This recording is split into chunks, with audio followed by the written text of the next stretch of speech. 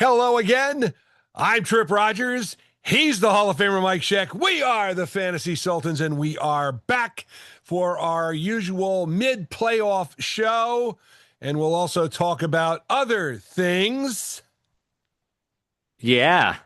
Oh yeah. Other things. Yeah. Yeah. Now, I've got to take some credit here. If you recall, I said on both our radio show, and I'm pretty sure I said on the podcast, next coach of the New York Giants will be the loser of the Ravens Steelers game. Yep.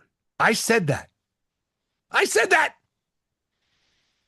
And it's come true, ladies and gentlemen. And you know something? I saw a great line that Harbaugh's hiring by the Giants is Vrabel's hiring by New England last year. Now, I will be honest. This makes us relevant. This is the first win for the New York Giants in quite a while. And the fact that they were able to get their man, like I said, I'm feeling good. I'm feeling good. I felt this way about Jackson Dart, but I'm feeling good. And you know something? If you think about it, I don't think it's going to be all that bad for fantasy either, because Jackson Dart, I think if they can keep him healthy, they get Malik Neighbors back, they get another playmaker, they get Cam Scatterbo going, they get Tyrone Tracy going. Oh, hey, this offense, not going to be so bad. And I'm okay if Todd Monken is the offensive coordinator. I don't. So I will ask you, Hall of Famer, what do you believe about Harbaugh's leaving in Baltimore? Do you believe the stories that have been posted, or do you think it's just kind of it was time, kind of like Mike Tomlin in Pittsburgh? Yeah, we'll talk about Mike Tomlin too. I think it was right. I think it was just time for Baltimore to make that change. Lamar Jackson really led them to the playoffs, but you just wonder about the whole thing with Harbaugh, and they just couldn't get over the hump. They just couldn't make it to the Super Bowl, and pretty much a lot of the issues were they had to contest with either Peyton Manning, Tom Brady, or Patrick Mahomes over the last, I don't know, 15 years since Yeah. Harbaugh's been in the Oh, yeah. last Super Bowl. Yeah. So, I mean, and that's a knock on Harbaugh because of the fact that he hasn't been to a Super Bowl in that long, but at the same time, the AFC was a very competitive conference. You had all those quarterbacks. Yes. Baltimore was in it. They were in it to win it. They Yeah. just couldn't get by the championship game to get to the Super Bowl. They had to contend with, Tom Brady. They had to deal with Peyton Manning. They had to deal with Patrick Mahomes. So, I don't knock Harbaugh, but I definitely think this is we talk about the New York Jets needing a culture change. This is the culture change the New York Giants certainly need. I mean, they have the talent on the roster. They just needed a coach who could put it all together. And I definitely think Harbaugh can do that. I wouldn't be surprised if you see the Giants in the Super Bowl within the next 3 years. I'm not gonna. I listen. It would be great if that indeed happens. It's been a couple weeks since we've talked. Obviously, the coaching changes, the turnover. I think I'm kind of surprised. And have we seen the last of it? And I No. say this because I just kind of wonder. You have a couple of guys who got through by the skin of their teeth. And now there is a Mike Tomlin out there. There was a Harbaugh. Now there's a Tomlin. Do you think that may be causing people to rethink their stances? And I'm kind of looking at the other tenants in MetLife Stadium. Yeah, Aaron Glenn. Yeah. Yeah. I I mean, mean, it's again, and we've talked about this on our Sunday with the Sultans show on Fox Sports Radio New Jersey. We've said that, the Jets pretty much went with the trust factor in the offseason and, that they're not making a coaching change. It was a culture change. They didn't go, it's sort of a step in the right direction, but not because they only won, the amount of games that they won. So, I mean, I don't think that the Jets are. Look, I mean, certainly there's going to be a lot of pressure on Glenn this year. If Yes. he is the coach Yes. and he cannot turn it around this year, Yes. you're going to see a change. Yes. And maybe Tomlin's that coach. And let's talk about Mike Tomlin because he steps away from the Steelers after 19 seasons, had a lot of success, took them to a Super Bowl, played multiple playoff appearances, but knock on Tomlin, the last 7 times he's been to the wild card, he's lost. He now joins Marvin Lewis for most consecutive wild card losses. So, look, I mean, he's a great coach, and I know you and I were texting back and forth talking about Tomlin, and you said Steelers, they sort of forced them out, but the owner is actually speaking out this past week saying he was surprised that Tomlin stepped down. So I don't know what went on in Pittsburgh. Maybe he just felt like it was time for a coaching change because the Steelers are kind of a forgiving organization. They don't fire their coach.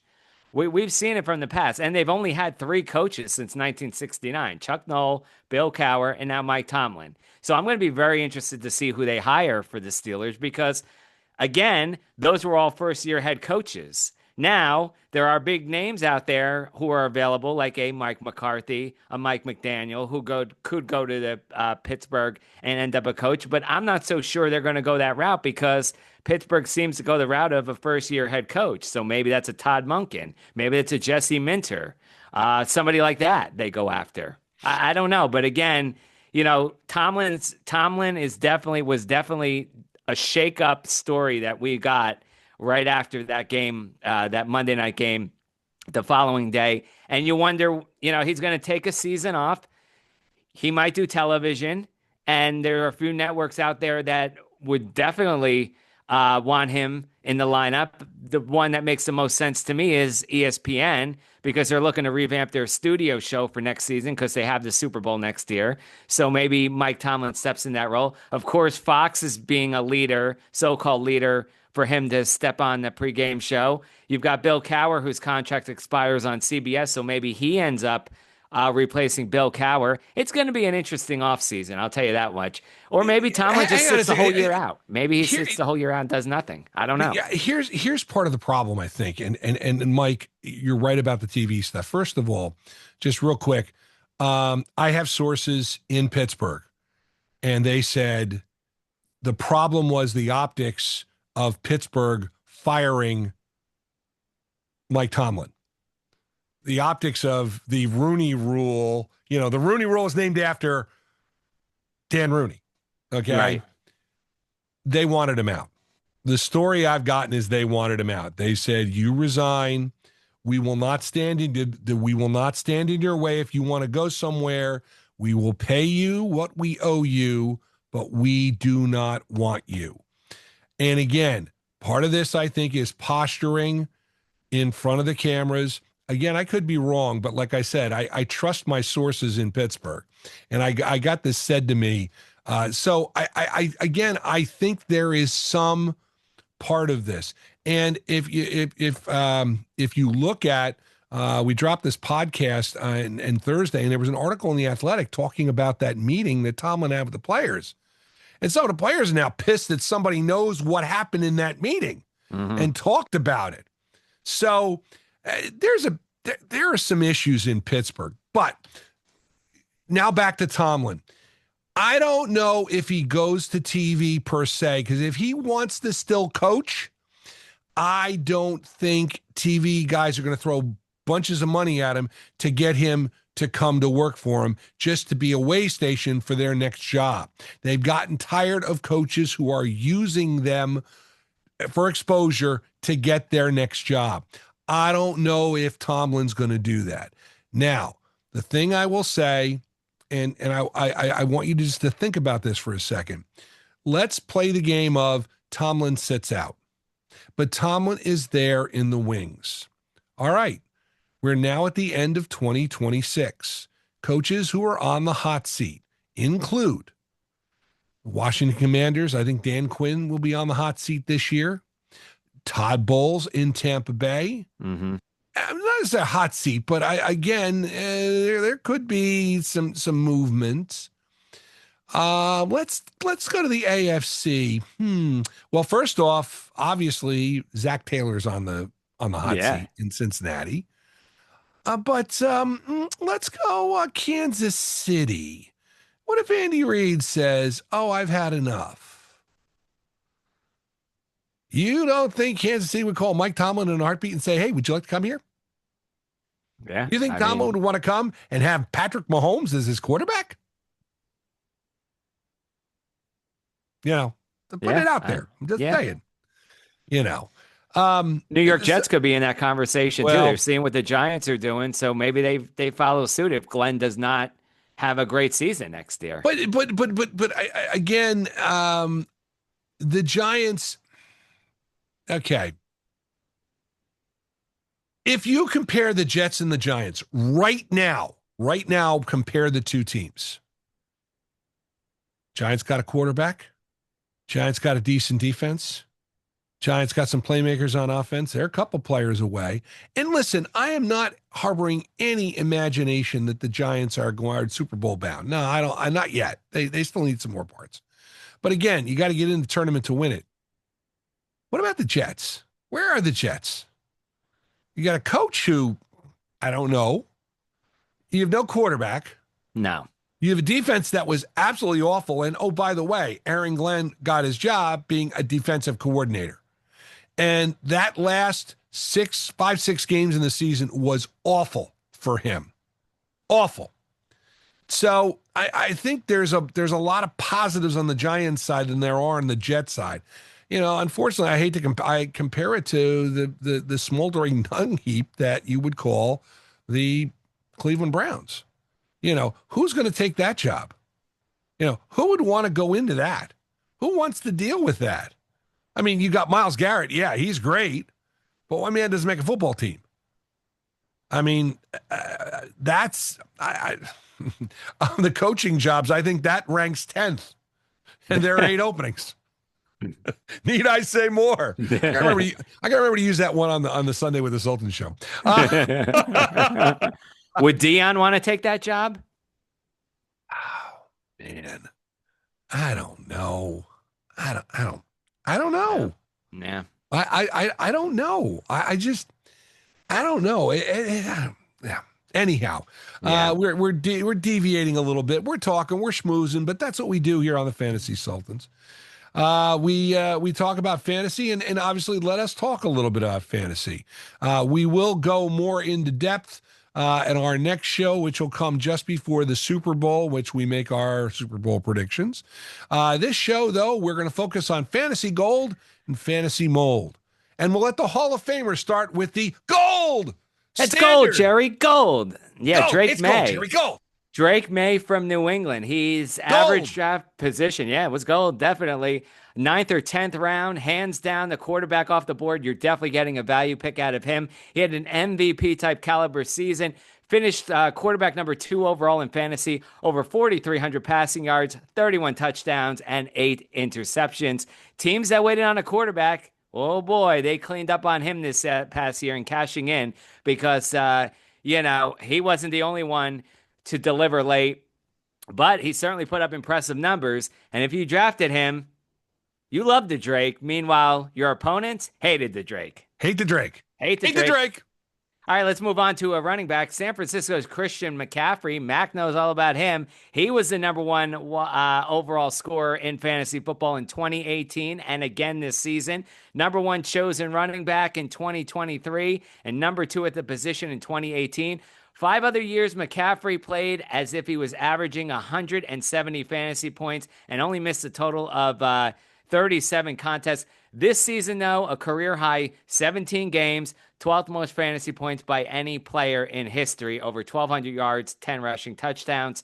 I think he's back in the top 3 again. We will talk about our way too early top 12 when we do it right before the Super Bowl. I do believe that he will be contesting the number 1 spot for 2026. We all may disagree, but I think he's going to at least be in the top 3.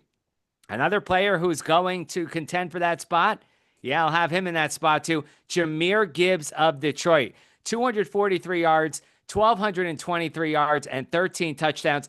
Now, Sonic and Knuckles, his counterpart, David Montgomery, they both were fantastic in 2024.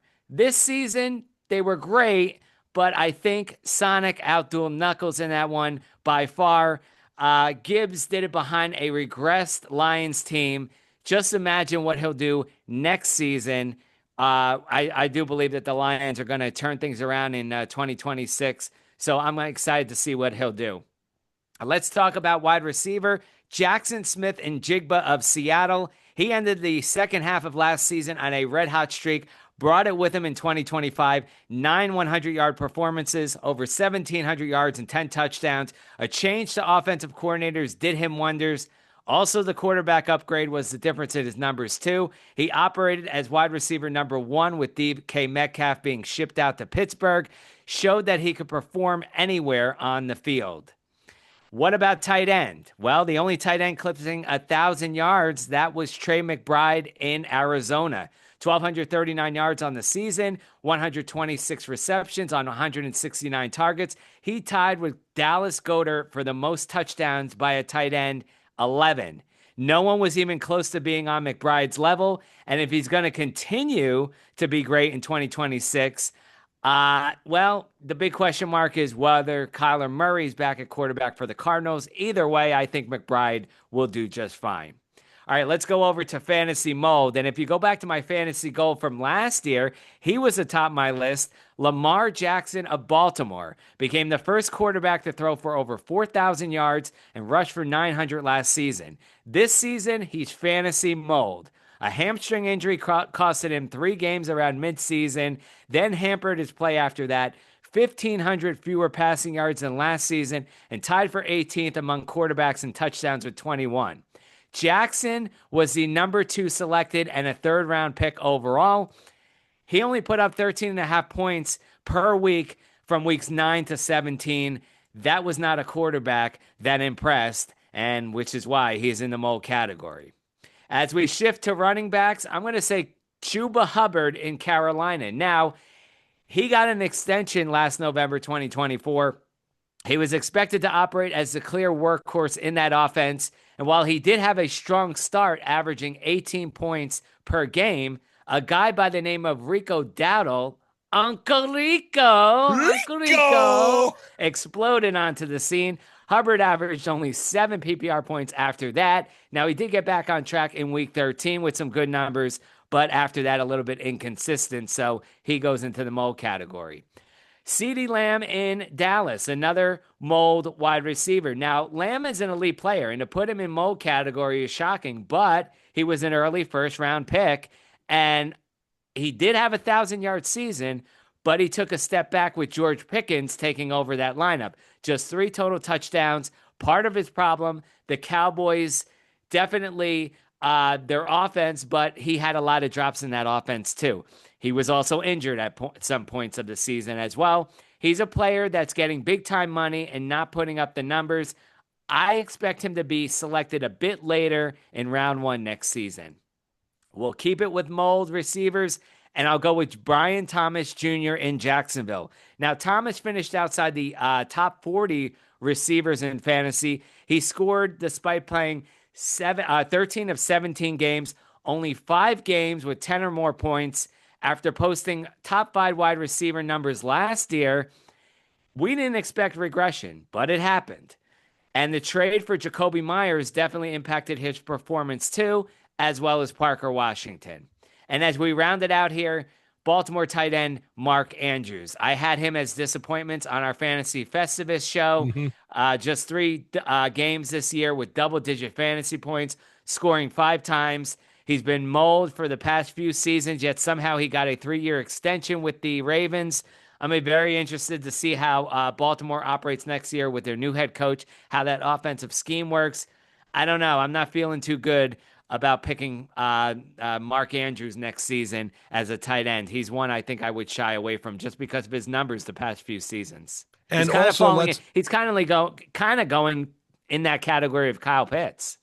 And it's funny you said, because the other thing about it is Isaiah Likely had supplanted him last year, and he was the fantasy darling, but Likely had a lot of problems with injuries this year. And I think Baltimore, I think people were just disappointed in Baltimore. And in fantasy mold, I noticed you mentioned 2 Baltimore players. Well, that could be why John Harbaugh is now coach of the New York Football Giants. I'm just saying, the cause and effect here. All right, I'll start with my fantasy gold, and I've got to go with Bijan Robinson of the Falcons. He had his best game in the fantasy finals, 37.5 points, leading scorer among non-quarterbacks in the fantasy playoffs. He had himself a year. If you had Bijan Robinson, you did well in fantasy. And again, we came up with a line. I don't think we used it on our podcast. I know we used it on Sunday with the Sultans. Puka Nakua. If you got Puka Nakua, that's it. When you have something like that, you're good. Puka Nakua. Listen, he was wide receiver 1, wide receiver 4, and wide receiver 1 in the finals. He got you to the finals. Hopefully someone picked up the baton, but he still was fantasy gold this year. Another guy we were on early. I mean, listen, nobody talked about him, and I think part of it was because David Njoku was the tight end in Cleveland. But Harold Fannin Jr., step up and take a bow. Fantasy gold, got him early. He was a standout for the Browns, scored touchdowns in 4 of his final 5 games, tight end 5 for the playoffs. Oh, he was wonderful. Speaking of wonderful, how about Michael Wilson with the Cardinals? There you go. Listen, Marvin Harrison Jr. hasn't done well. Wilson's been the surprise starter the last couple months. Wide receiver 4 of the past 4 weeks of the season. He got 14.5 a catch and scored 5 times. He was great. All right, we now go to the other part. I just opened the bread. Ooh, there's green stuff all over it. Oh, it's mold. What else is in there? Oh, do I see Justin Jefferson? Yes, I do. Justin Jefferson played 16 games. He was just under 1,000 yards. His quarterbacks were terrible. He had J.J. McCarthy. His quarterbacks were J.J. McCarthy, Carson Wentz, and Max Bromer. Okay? Not exactly filling us with a lot of positives. He's definitely fantasy gold this year, and he really disappointed. That last week of the regular season game just killed me. 3 points, and that's why I didn't make the playoffs. So, of course, he did rebound a little bit, but Justin Jefferson, I think he's going to slide a little bit on draft boards next year, although probably he will be up in the first 2 rounds, I would say. But let's see what the quarterback situation is before we start doing that. All right, you mentioned him. He's our darling. Yes, Mr. Mold himself, Kyle Pitts of the Falcons. If you had Kyle Pitts in your lineup for week 17 and you were playing a championship, guess what? You may have won. He was tight end 3 by the end of the year, and he's going to be a free agent. So somebody's going to pay him an insane amount of money. Prepared to be disappointed, a la Mark Andrews. And then one other person I want to put fantasy mold in, Tucker Kraft for the Packers. Now, everybody thought he was going to be great this year. Tight end 2. No stopping Trey McBride if he had stayed healthy. The injuries were a problem. Tucker Kraft did not play well down the stretch, and that was part of the problem. So Tucker Kraft goes in my fantasy mold category. All right, before we go to the picks for the Super Bowl, we have to take care of some business, Mike. Got to take care of some business. Our buddy Mac made the comment to us that, and this was going into the championship week. He said, you two are sitting on the sidelines and the podcast Chew Toy is playing for a championship. He did not win. However, we are going to give Mac a well-deserved second place trophy. See, it says Fantasy Sultans, second place. And if you can't figure out what it is a chew toy for a dog. The official Fantasy Sultans podcast chew toy. There it is. That's going to Mac. There it is. Mac. There you go. There you go. And, we haven't done anything. I ended up splitting the 2 championship games I was in. won one, lost one. And the one I lost, I got Puka Nakua. That was the one I played Puka Nakua. So it was interesting. And then in the Sultans League, unfortunately, that last week, I ended up they put Brock Bowers on IR, and I had no tight end to fill in. So needless to say, I lost to Josh, who I had beaten twice this year. Twice. I feel shame. I feel such shame. Okay.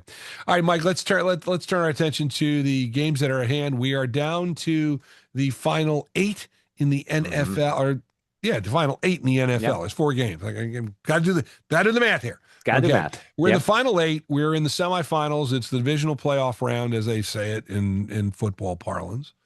Who is going to play in the championship? Who's going to win this weekend?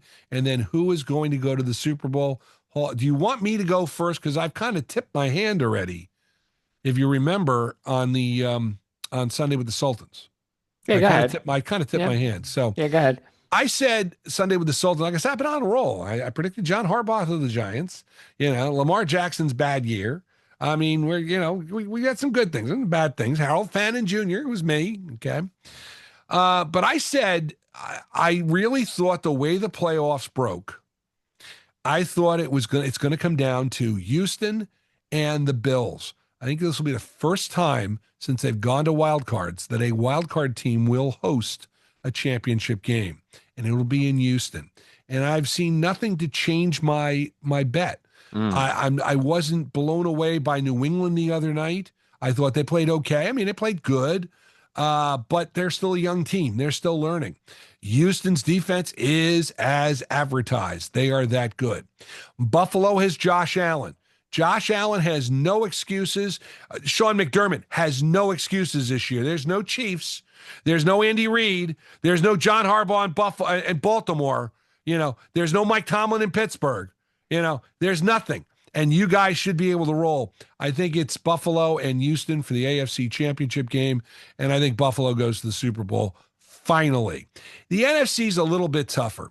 The Seattle Seahawks are playing the 49ers again. They played for the number 1 seed, and the loser had to play in the wild card round. So here we are 2 weeks later, and we're back to square one. Seattle hosting the 49ers. I think everybody wonders whether we're going to see the Sam Darnold of the first 16 weeks of last season or the Sam Darnold of the last 2 weeks of the regular season. Well, I'm kind of curious to see what we'll see. I think we'll see good Sam this week. And I think the Seahawks get by the 49ers. 49ers are too banged up. George Kittle's injury is a real killer. They are getting some of their players back, but they've been doing it smoke and mirrors all the time. I think Seattle wins. And again, I find it surprising. Chicago Bears are a 3.5-point underdog at home in the Windy City. I find that fascinating because isn't home field 3 points? So that means they are a touchdown underdog, in my mind, to Los Angeles. Listen, I think the Bears are for real. The fact that my daughter is on the bandwagon, I'm going to jump on it so that way I don't have to catch flack from her. And it'll be the Seahawks and Chicago in 2 weeks in the championship. And it'll be lovely because there'll be a battle royale of the Rodgers household. Stephanie's team, the Bears. Mom's team, the Seahawks. I think I'm going with the Seahawks in that game. So I've got Seahawks and Buffalo in the Super Bowl. Mike, what say you? Well, I think it's going to be a East-West matchup.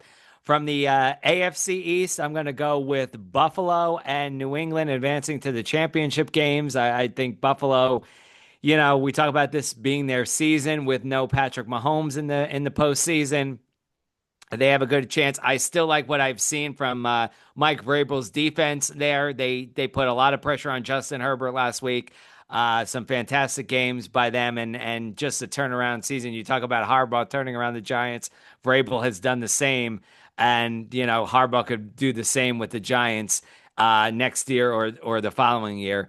And, certainly with that. And then in the NFC, I think you're going to see 2 West teams there as well. I think you're going to see the Rams. I think the Rams upset Well, I don't know if it's really an upset, but I think that they're going to go into Chicago and win. I think Matt Stafford's just playing some excellent football right now, even though their defense isn't the greatest. I think that they find ways to win. And the 49ers, I really do believe that they have found a way to win despite injuries. Kyle Shanahan is a really good coordinator. I mean, offensive genius.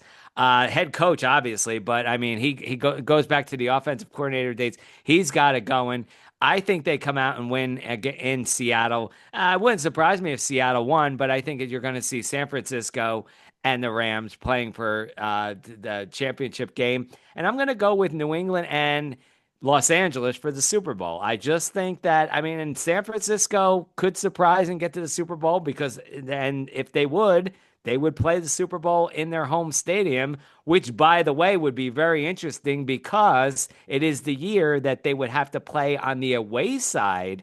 They would not be the home team. So that would be very interesting that they'd have to go to the away locker room. But, Oh well, yeah. let's not get that far in advance. But I think that you're going to see Los Angeles But and New hang on a second. England. Hang on a second, Mike. I don't think since it's their stadium, I don't think they would relocate them No. per se. I don't think they would. They would still get their locker and stuff. But you're right about the sidelines and stuff. I think, but I don't know. I think they might make an exception on that because I think that'd be too weird. But I never know. I'm just throwing that out there. Look, the NFC is wide open. I mean, this year is wide open. Like the way we saw these games, I mean, close contests, evenly matched. I mean, one of the best wild card weekends or opening weekends we've seen in a long time. You had 12 fourth quarter lead changes in the game, and you just wonder whether or not it was the you know evenly matchup or the fact that you didn't have Kansas City or you didn't have these teams like Philadelphia didn't win, but you didn't have teams like Philadelphia advancing. Is it the depth? And maybe it's showing that how wide open the league are because of the fact that we don't have these high quality teams. And Buffalo's a good team, but we don't have these high quality teams like a Kansas City that we normally see in years past. And I find it funny because I'm saying that we'll have a wild card team host the championship in the AFC. You're saying we'll have a wild card team hosted in the NFC because Yeah. that would mean that the Rams would host it over the 49ers because the 49ers were the 6th seed and the Right. Rams were the 5 seed. Yeah. I mean, listen. I give you credit on that one. I think it's interesting that we're saying that, but you're right about this. This is evenly matched. It'll be interesting to see what does happen. All right. So just so you know, our Sunday with the Sultans show will be on. Well, it'll be on. It's the Fantasy Sultan. It's the Sunday with the Fantasy Sultans on Saturday. Yeah. We're on Saturday this week, and then we will be on Sunday for championship week. We will continue the weekly show. For the podcast, we will take a couple weeks off. We will go just before the Super Bowl. We'll give you the fantasy stuff, as we mentioned, the too soon top 12 and way too early top 12. And we'll also talk about what's going on in fantasy. And we'll also give you lessons learned this year. And hopefully one of the lessons that you learned, we know Mac learned it. He's got his trophy. He learned, he listened. We're givers. We're telling you what you can do to win your league. Unfortunately, it backfired on us this year because we got people who listen to us. It's amazing. Yeah. So give credit where credit is due, but we're here to help you. We love doing this. We have a great time. Hope you enjoy it too. I've got my big head. He's the Hall of Famer. He's got a big head. Carolina made the playoffs this year. That's why he's got a big head. Oh yeah. We And they are. almost upset. Yeah. Yeah, there you go. There you go. We are the Fantasy Sultans. And you are not.